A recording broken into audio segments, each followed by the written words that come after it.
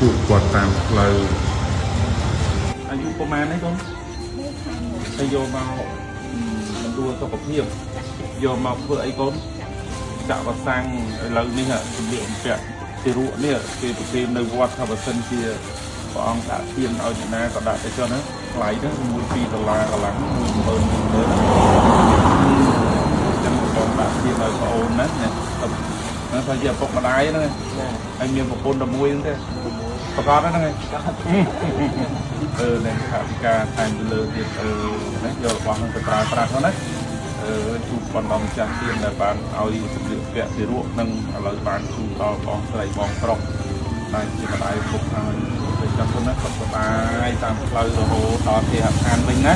ហ្នឹងហើយកូនសុខសប្បាយអស់គ្នាណាកូនណា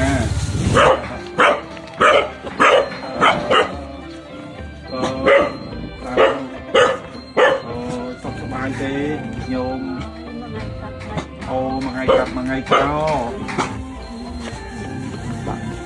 មកស្មារតីអូហើយអាយុប្រហែលហ្នឹង80ហើយតែចេះហូបផ្លែតារ៉េនណាហើយដែរបានហូបដែរអូមើលបងសុំស្លឹកចេកអីបន្តិចមកធៀងនៅបងតារ៉េននេះ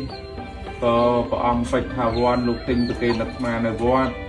ហើយអាត្មាឆាន់អស់មួយហើយឃើញថាវាមានឲ្យជារសឆ្ងាញ់ពិសា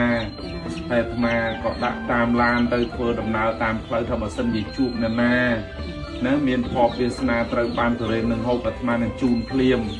ហើយក៏ឃើញលោកយាយអង្គុយម្នាក់ឯងជាមួយចៅទុយនៅក្នុងផ្ទះតែម៉ោងហ្នឹងឥឡូវនេះអាត្មាយកទៅរៀនមកជូនណាហ្នឹងហើយកូនអូផ្ទះហ្នឹងអង្គការធ្វើឲ្យដែរ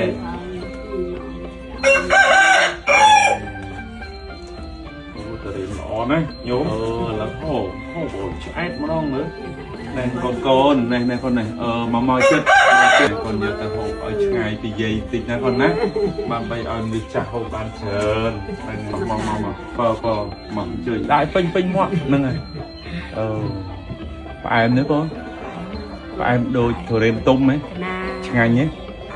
ឆ្ងាញ់ហ៎ចឹងទៅទទួលទៀតមានកម្លាំងហើយប៉ុណ្ណឹងមានកម្លាំងឡើងហូបទៅហូបអត់ចាយជូនគាត់20000កូនសោមរបស់នេះមកកូនសិស្សជូនជំនួសអាត្មា20000ណាសាធុក៏ទុកលុយនឹងចឹង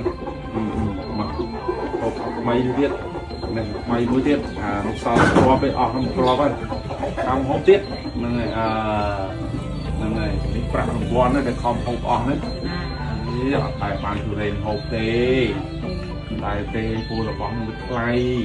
អើយចាស់ថ្លៃសូមពិសាឲ្យមានកម្លាំងមានសុខភាពល្អណាឮទេ